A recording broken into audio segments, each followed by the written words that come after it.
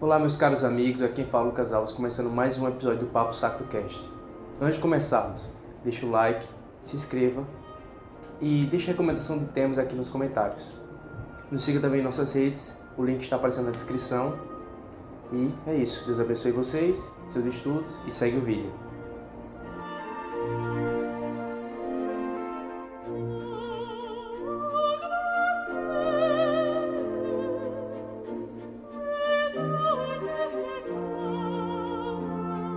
O senhor interpreta aquela passagem de Ezequiel como uma referência à queda de Satanás?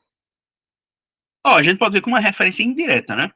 O texto em si trata da queda do rei de Tiro, né? Mas a queda ali do rei de Tiro, ela é apresentada com uma imagem mitológica, né? Ele é apresentado como um querubim e tal, assim como em outros lugares, né? Tem no mesmo livro de Ezequiel, o faraó é apresentado como um dragão, enfim, e os personagens ali da Bíblia, às vezes, especialmente quando são pessoas poderosas, são comparados a entidades espirituais, né? Então, ali ele é apresentado, o rei de Tiro é apresentado numa linguagem mitológica que relembra algo de uma criatura espiritual que caiu. Então, a gente poderia dizer que existe ali uma semelhança, né? Que isso pode, digamos assim, ter indiretamente tá falando da queda do diabo, mas assim, é indiretamente, não é uma narrativa. Entendi. E o senhor tocou no assunto, e agora fiquei curioso em tornar esse assunto sobre a ideia do concílio divino. Certo. O senhor pode explicar um pouco no que consiste a ideia do concílio divino? Tá. Concílio divino, o pessoal atualmente tá querendo chamar em português de conselho divino, tá? Eu vou usar concílio porque é o que fica mais fácil para o pessoal localizar. O concílio divino é uma reunião, uma assembleia de criaturas celestiais convocada por Deus. Essa assembleia ela é uma reunião que no livro de Jó é chamado, por exemplo, da reunião dos filhos de Deus. Então, ela é uma reunião convocada por Deus para tomar decisões a respeito do mundo. Então, essa assembleia governa este nosso mundo e toma decisões a respeito dele. Então, você vê ali, especialmente, serem tomadas decisões a respeito do destino das nações, destinos de impérios, destinos de reis, né? Decisões que são muito importantes são tomadas ali nesse conselho divino. Então, os membros desse conselho recebem vários nomes na Bíblia. Um deles é esse de filhos de Deus, mas existem outros nomes também, são chamados de vigilantes, né? São chamados de principados, enfim, tem vários nomes que aparecem na Bíblia. Príncipes também aparecem no livro de Daniel. Então, tem vários nomes que eles recebem, mas eles são criaturas celestiais, espirituais, que governam este mundo em que nós vivemos e que influenciam as nações. E eles têm opiniões diferentes entre si. Então, como toda boa assembleia, eles brigam, né, entre si e tomam posições diferentes. Então, parte do governo deste mundo acontece assim. Então, isso aí é, digamos assim, o começo do que é o Conselho Divino. É interessante porque a ideia de um Deus soberano acima dos outros deuses tem em toda a cultura, né? Então, isso seria talvez um reflexo da ideia do concílio divino? A ideia do Conselho Divino ela aparece em diferentes culturas, né? As culturas que estavam em redor do,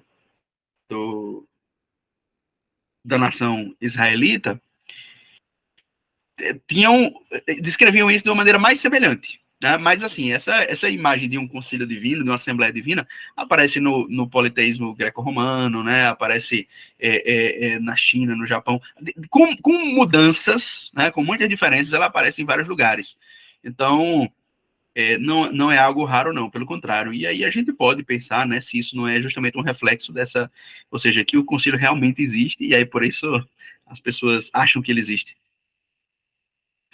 Então, digamos assim, além dessa passagem que o senhor falou de Jó, o que me vem à mente quando penso em Conselho Divino é aquele anjo que foi em direção a Miguel para lutar contra o príncipe da Pérsia. Certo. Esses seriam, então, membros do Conselho Divino, os anjos do Senhor? É.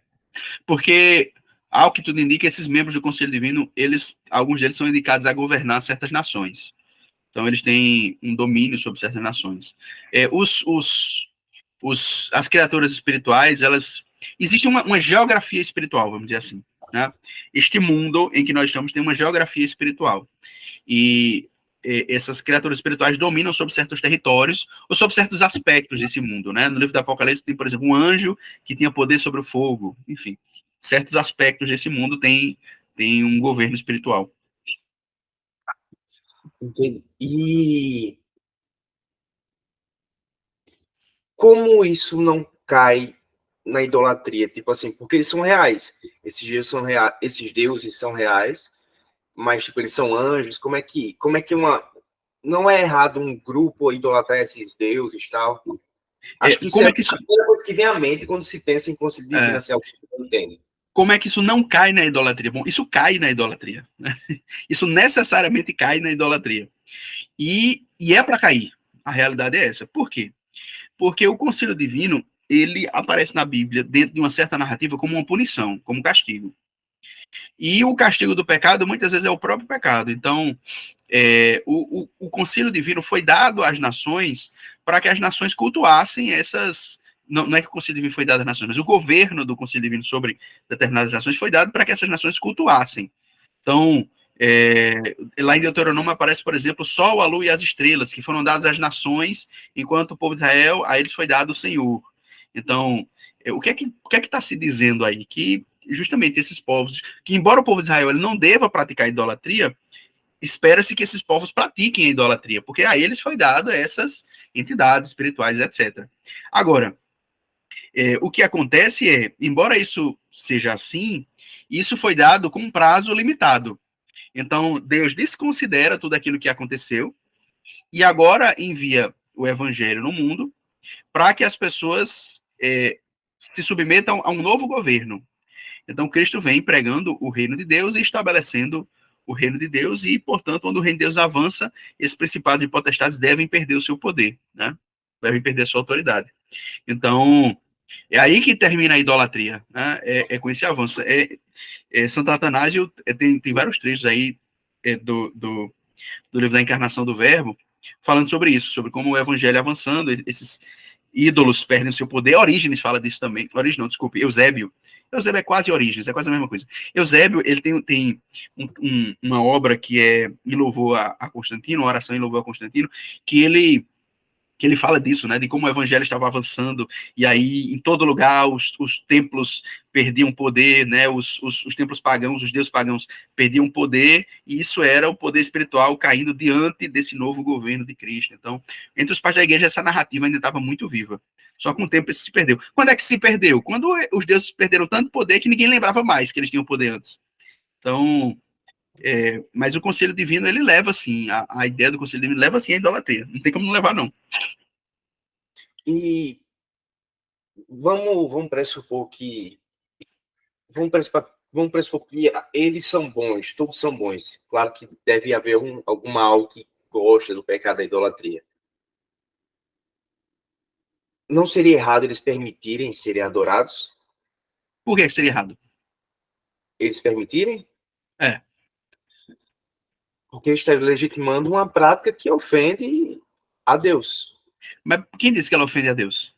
A idolatria? É. Deus? Mas onde é que Deus diz isso? No Antigo Testamento? Bom, Deus diz isso no Antigo Testamento, quando ele está falando com o povo dele, dizendo ao povo dele que não deve imitar os povos em redor. E ele diz que ele tem ciúme deles. Ou seja, Deus não tem ciúme dos outros povos. Deus tem ciúme daquele povo com quem ele se relaciona diretamente. Os outros povos que estão aí, Deus não tem ciúme deles. Ele nunca diz que tem ciúme deles. Deus nunca manda esses outros povos pararem de praticar idolatria. Procura aí no Antigo Testamento. Deus nunca manda eles pararem de praticar idolatria. Deus disse que o povo dele não deveria praticar idolatria.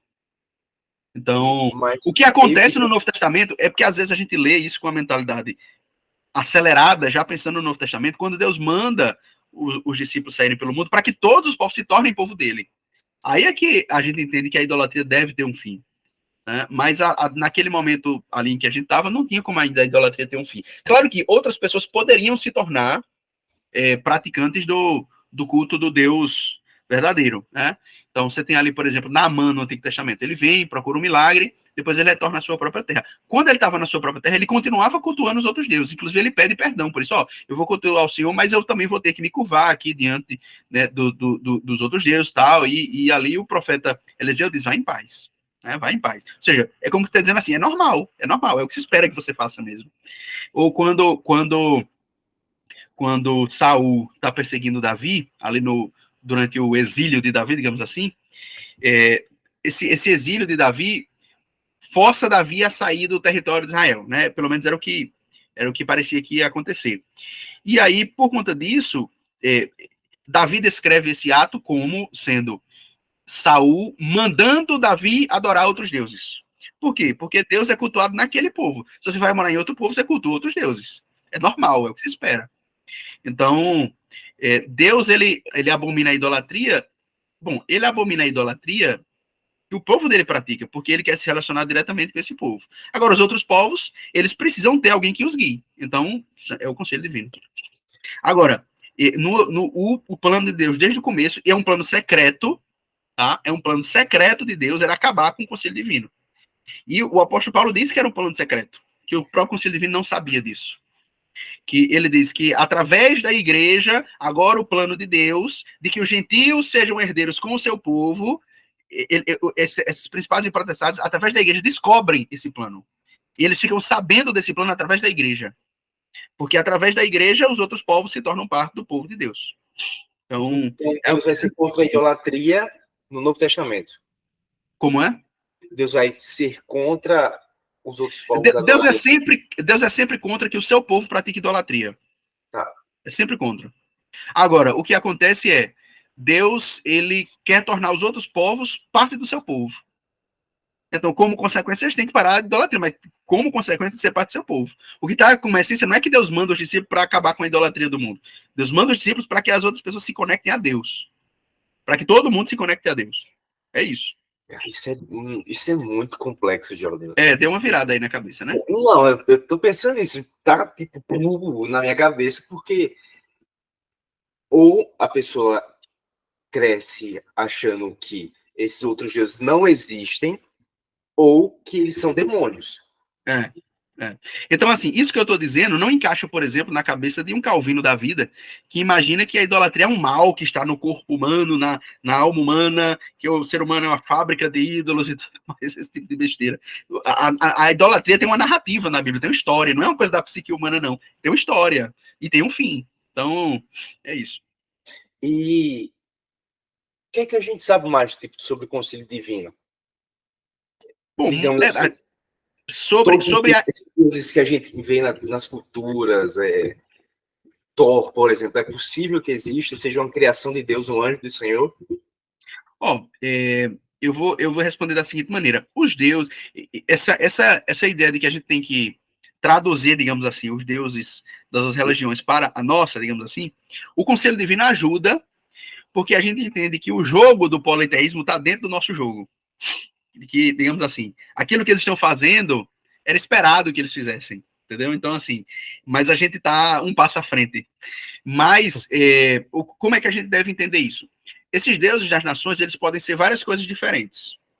Eles podem ser, realmente, esses principados e potestades do conselho divino, e eu acredito que em grande parte é isso, né? A maior parte é isso. Eles podem ser também fabricações da mente humana, tá? Eles podem ser também outros espíritos que não são parte do conselho divino, não são parte, porque assim, o conselho divino é quem toma as decisões, mas existem outros espíritos que não são parte do conselho divino. Então, eles podem ser esses outros espíritos também. Então, tem o conselho divino, tem os espíritos, vamos dizer assim, podem ser criaturas espirituais que realmente existem, podem ser criações humanas, coisas que o ser humano imaginou e que, assim, não tem uma realidade espiritual por trás, embora eu ache isso mais improvável, concretamente, mas, assim, é uma possibilidade, em algum caso concreto.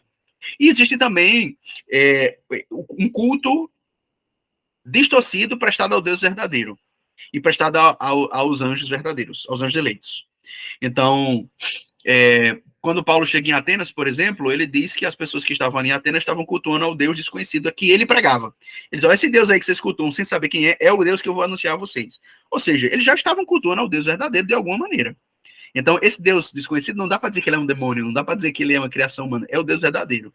Tanto que depois, Paulo em seguida cita vários poemas que os gregos fizeram para Zeus e diz e aplica isso para o Deus dele.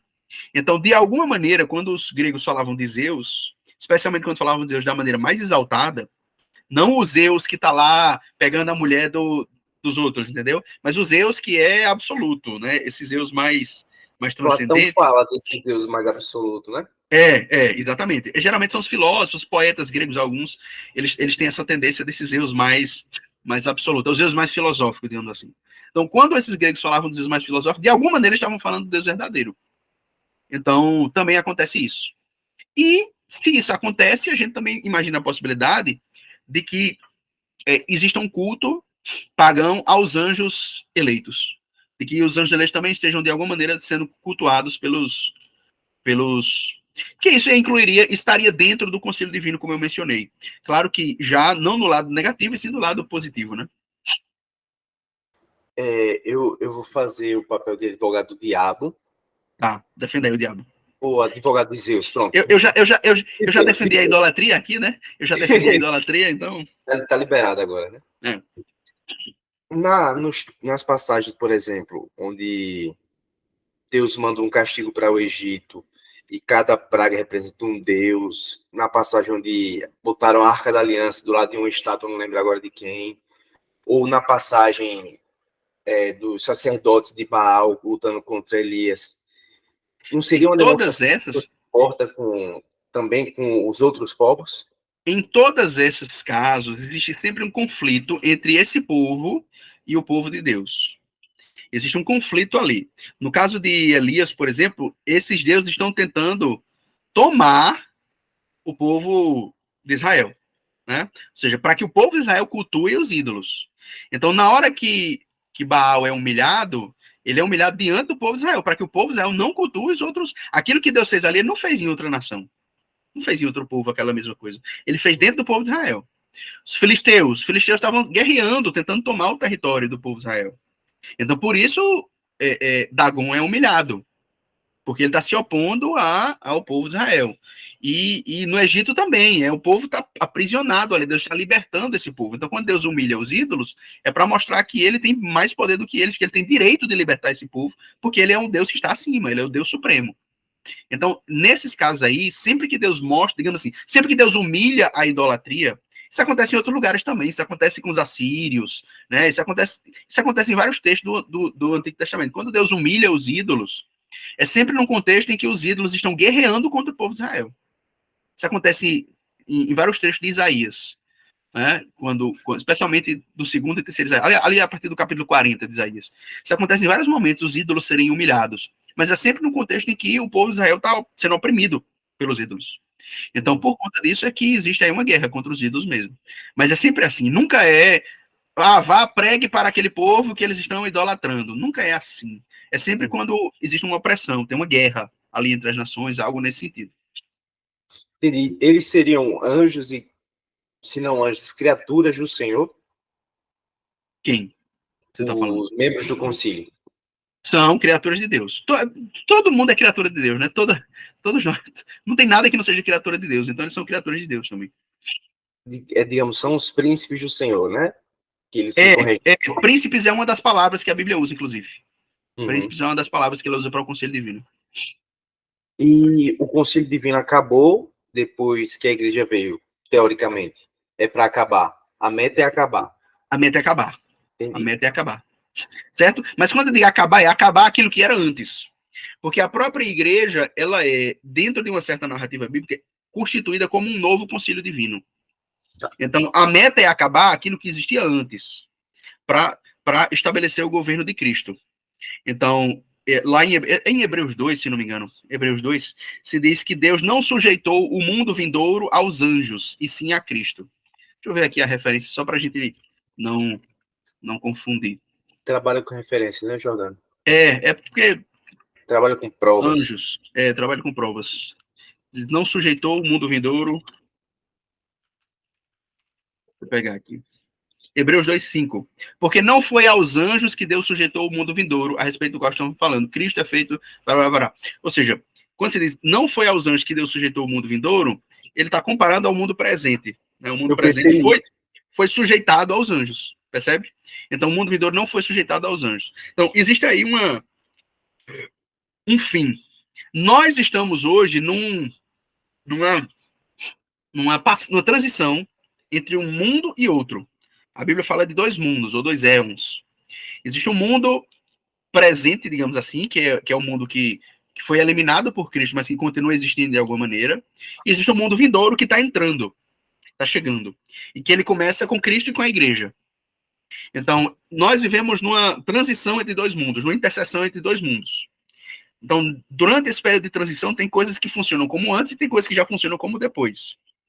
Então, tem coisas que já funcionam como na vida eterna, pelo menos de uma maneira muito inicial, e tem coisas que ainda são como o mundo era antes.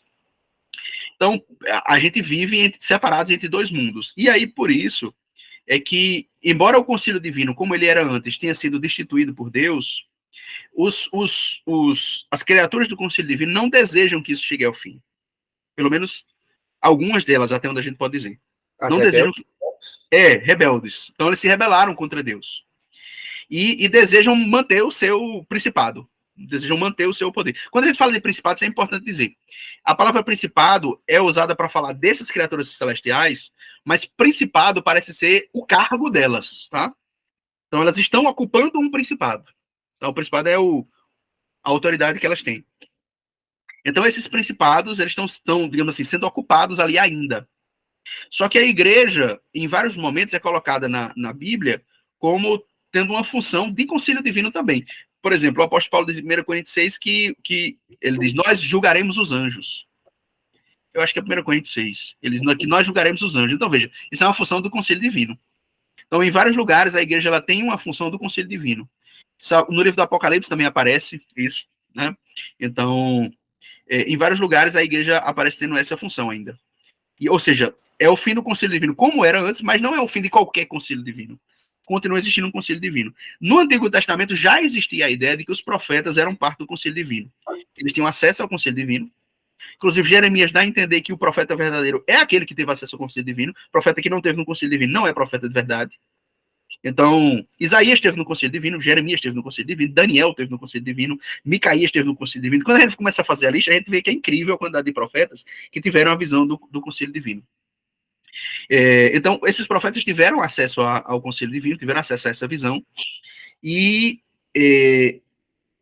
por conta da habitação do Espírito Santo neles, eles eram parte do concílio divino. Ora, o que é a igreja se não isso? A habitação do Espírito Santo hoje, e que, portanto, nos constitui parte dessa família celestial. Então, nós, como parte da igreja, a igreja ela é parte do concílio divino. Então, isso nos ajuda a entender, por exemplo, o que é a comunhão dos santos. O que é a comunhão dos santos, Bial? É o concílio divino. Entendeu? O que é a comunhão dos santos? É o concílio divino. Hoje. Ou pelo menos é o concílio divino já olhando para a eternidade, né? A igreja triunfante, então, faria parte do concílio divino. É o concílio divino, é. Entendi. Só mais duas dúvidas sobre isso. O senhor pode definir idolatria? Porque idolatria, popularmente... Culto a ídolos. Tá. E não necessariamente é errado, é isso? Ou passou a ser errado? Não é que não necessariamente é errado. O que a gente tem que perguntar é para quem? Qualquer idolatria que eu praticar vai ser pecado. Não tem uma maneira de eu praticar idolatria que não seja pecado. Então, qualquer idolatria que eu praticar vai ser pecado. A questão é, existem pessoas que, por estarem numa determinada situação, cognitiva inclusive, mas por estarem numa determinada situação espiritual, elas não têm outra opção senão cultuar ídolos. Elas não cultuam apenas ídolos, mas elas não têm outra opção, elas têm que cultuar ídolos em algum momento, por conta da condição espiritual que elas estão. Que é uma condição espiritual de quem está tateando. É assim que Paulo descreve em Atos 17. Veja que porque em Atos 17, Paulo está descrevendo a situação de quem está sob o concílio divino. Só que ele não pode dizer para eles diretamente. Então ele meio que explica assim, de maneira mais genérica. Aliás, não é nem genérica, é mais circundando, né? Ele está ali circundando a situação sem dizer exatamente o que é. Mas ele disse que eles estavam ali tateando. E que Deus não leva em conta esse tempo. Deus não vai levar isso em conta, o que eles praticaram ali. Então, Deus quer o fim da idolatria. Por quê? Porque Deus quer que as pessoas se relacionem com Ele, que elas estejam ligadas a Ele. Né? E também tem um problema da idolatria, que é o problema de que os ídolos traíram Deus. Né? Então, eu digo assim, os ídolos, estou falando do caso dos principados. Né? Eles traíram Deus, então por que eles não serem cultuados? Né? Então, assim, não tem nenhuma maneira válida de digamos assim, então não tem nenhum problema os pagãos que estão lá cultuando os ídolos e tal. Bom, a gente tem que entender assim, nossa missão não é ir lá para eliminar ídolos. Nossa missão é ir lá para levar a vida eterna a essas pessoas. Só que, quando elas se tornam parte do povo de Deus, elas não podem mais praticar idolatria. Idolatria não é algo mais que pode, com que elas possam se relacionar. Né? Entendi. Uma outra questão é, os filhos de Deus, de Gênesis esqueci agora qual texto, que se relacionam com as mulheres, seriam, então, esses principados? Seriam sim. Entendi. Por isso que dizem, acho que é em Judas, que tem uma parcela de anjos que está no inferno já condenado. Já estão aprisionados. Tá, seriam esses principados que não respeitaram. Isso. Então, realmente existiu um grupo de híbridos na Terra. Um grupo de? Híbridos. Híbridos, vê só. Se isso realmente existiu, aí é uma segunda pergunta. Tá. Porque você não é obrigado a interpretar o texto bíblico de maneira histórica e literal ao mesmo tempo. Então, se você me perguntar se eu acredito que existiram esses híbridos, eu não acredito. Eu não tenho problema com quem acredita. Mas eu não acredito que existiram esses híbridos. Agora, eu acredito que o texto foi escrito dizendo isso. Ele está falando de híbrido, sim. Agora, eu não interpreto isso como um texto histórico. Para mim, eu interpreto isso mais como eu interpretaria uma parábola da Bíblia, entendeu? Mais como literatura do que como propriamente uma narrativa histórica e literal. Talvez, assim, conjecturando que fossem reais. Não, assim, eu quando interpreto a Bíblia, eu interpreto como sendo fato histórico. Aquilo ali aconteceu porque os autores da Bíblia acreditavam nisso. Uhum. Eu encaro esse texto mais, acho que como... Eu não sei, eu mudei bastante minha posição contra a Gênesis, mas enfim. Os Nefilins, eles poderiam ser salvos? Aí, o tema é complicado. Quem começou foi o com esse negócio que você divino. Assim, vamos lá. Esse é um tema que é difícil da gente entrar ele sem entrar no tema do originismo, sem entrar no tema da apocatástase. Porque no momento que a gente começa a falar da salvação de criaturas espirituais, esse assunto automaticamente entra. Mas sem entrar nele, né, o que é que o apóstolo Paulo diz em Colossenses 2? Colossenses 2... É Colossenses 2 mesmo? Eu estou certo? É Colossenses 2:20? Ou eu estou confundindo? Não é Colossenses 2:20, não. Colossenses quanto? Deixa eu pegar aqui o texto.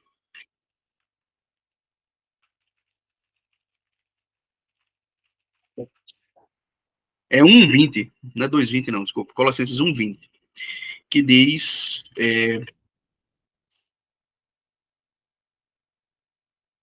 E havendo feito a paz pelo sangue na cruz, por meio dele reconciliar-se consigo mesmo todas as coisas, quer sobre a terra, quer nos céus. Ora, aqui fala de uma reconciliação realizada através de Cristo. Uma reconciliação realizada com Deus. Veja, reconciliada consigo, né? Reconciliar com Deus quem? Todas as coisas, no céu e na terra, como parte da obra de Cristo. A teologia cristã focou, historicamente, a reconciliação do ser humano. Obviamente que ela tem que focar na reconciliação do ser humano, porque a gente não evangeliza demônio, né? Então, ela tinha que focar nesse assunto mesmo. Mas essa questão, por conta do surgimento do originismo e da má fama do originismo, esse lado da reconciliação das criaturas celestiais ficou, digamos assim, no vácuo da história. Então, foram dadas muitas explicações e interpretações desse texto, de Colossenses 1:20, que são insatisfatórias. Então, o que me parece é que, através da obra realizada por Cristo, como ensina esse texto, é possível a salvação de criaturas espirituais. Só que aí isso mexe em tanta coisa, porque a gente começa a pensar, peraí, a obra de Cristo não foi... Ele não teve que encarnar justamente para realizar a salvação do ser humano, não faria sentido, nessa lógica, a salvação dos anjos, porque ele não se tornou anjo, né? Então, até em Hebreus diz isso, que ele se tornou descendência de Abraão, enfim. Então, assim, está tão conectado com o ser humano que isso gera um certo problema. Não é tão simples afirmar isso que eu estou dizendo, certo? Então, isso é um problema. Isso não é uma questão que a doutrina tenha decidido já de maneira definitiva. Então, é um tema que não deve ser tratado de maneira dogmática. É um tema de uma investigação cuidadosa, porque é um assunto muito difícil, que pode mexer em doutrinas muito sérias e muito importantes, como a encarnação. Então, parece, o que eu me limito a dizer é, diante desse texto, parece que é possível, através da obra de Cristo, a salvação das criaturas espirituais. Agora, até onde? Quais? Inclui esses? Não inclui esses? Então, a gente não tem como dizer assim tão diretamente. Sobre esses, Judas e 2 Pedro parecem dizer que eles estão condenados mesmo, assim, que não vai ter chance para eles, não. Mas, né, é difícil a gente falar assim tão definitivamente. Esses anjos que estão presos seriam os mesmos anjos que vão ser soltos, que seriam soltos numa das 7 trombetas? Oh, existe uma semelhança, né? Existe uma semelhança ali. Mas não dá pra gente dizer que é a mesma coisa, não. É porque o Apocalipse é tão. É um outro estilo, né? Uma linguagem tão diferente, um estilo tão diferente, que é muito difícil a gente conectar o que está no Apocalipse com outra coisa. Até em vários assuntos desse que eu mencionei, por exemplo, do Conselho Divino, é difícil conectar. Os 24 anciãos são parte do Conselho Divino? Aquelas 4 animais, eles são parte do... A gente fica meio... É difícil conectar, né? Não tem falta um material complementar para ajudar a ligar. Falta. O Apocalipse, ele veio sem manual, entendeu? Então, o manual estava em algum lugar e alguém cagou nele. Extraviou. O manual do Apocalipse extraviou. Então, é difícil conectar o Apocalipse com o resto. Até por isso, a condição canônica do Apocalipse ficou difícil, né, historicamente.